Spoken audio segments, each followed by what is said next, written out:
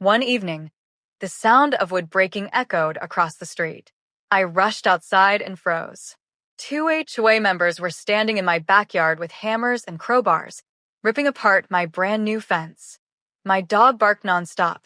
Neighbors peeked through their windows, and my blood boiled. I shouted, "What the hell are you doing?" One of them smirked and said, "We warned you. This fence is coming down, whether you like it or not." But let me take you back 3 weeks earlier.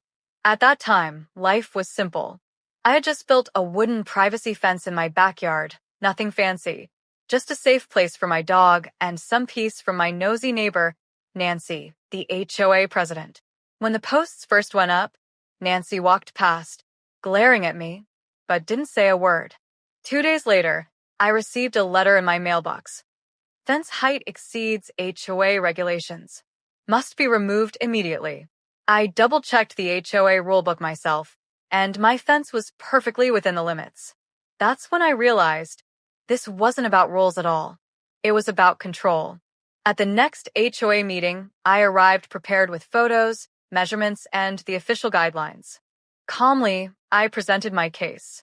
But Nancy slammed her gavel and snapped. "The board has discretion, and we've decided your fence is a nuisance." People gasped. A neighbor whispered, "They can't do that." Then Greg, Nancy's right-hand man, leaned forward and said, "Take it down yourself or we'll do it for you." Honestly, I didn't believe they would dare to follow through until the night I caught them with crowbars. The very next morning, I called the city zoning office. They confirmed my fence was 100% legal. The HOA had no authority to override city code. If they touched it, it would count as trespassing. I even emailed Nancy the proof with every law attached in black and white. She never responded. Instead, 1 week later, I heard loud banging in my backyard around 10 p.m. My heart raced. I grabbed my phone, hit record, and ran outside. And there they were, Nancy and Greg, ripping at my fence like criminals. I shouted, "This is illegal. I'm recording everything." Nancy froze, her eyes wide. "Turn that camera off," she hissed. "Nope," I replied. In fact, the police are already on their way. For the first time, her smirk vanished, and she looked truly scared.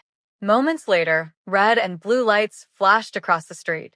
The police officers arrived, saw my video evidence, and ordered them to drop the tools. Within minutes, Nancy and Greg were arrested for property damage and trespassing.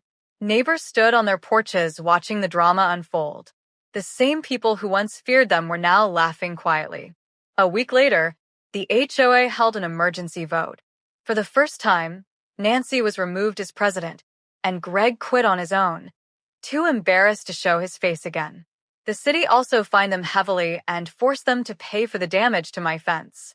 So not only did I keep my fence, but it got repaired for free. Now, whenever people ask me, "What's it like living under an HOA?" I just smile and say, "It's like being stuck in a bad novel, full of villains, drama, and betrayals. But the difference? This time, the villain